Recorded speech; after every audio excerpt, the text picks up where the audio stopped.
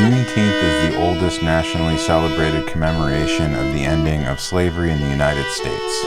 Dating back to 1865, it was on June 19th that the Union soldiers, led by General Gordon Granger, landed at Galveston, Texas, with the news that the war had ended and that the enslaved were now free. Note that this was 2.5 years after President Lincoln's Emancipation Proclamation, which had become official January 1st, 1863.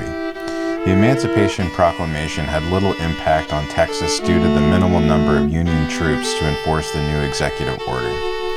However, with the surrender of General Lee in April of 1865 and the arrival of General Granger's regiment and forces, they were finally strong enough to influence and overcome the resistance. Later attempts to explain this 2.5-year delay in the receipt of important news have yielded several versions that have been handed down through the years. Often told is the story of a messenger who was murdered on his way to Texas with the news of freedom. Another is that the news was deliberately withheld by the enslavers to maintain the labor force on the plantations.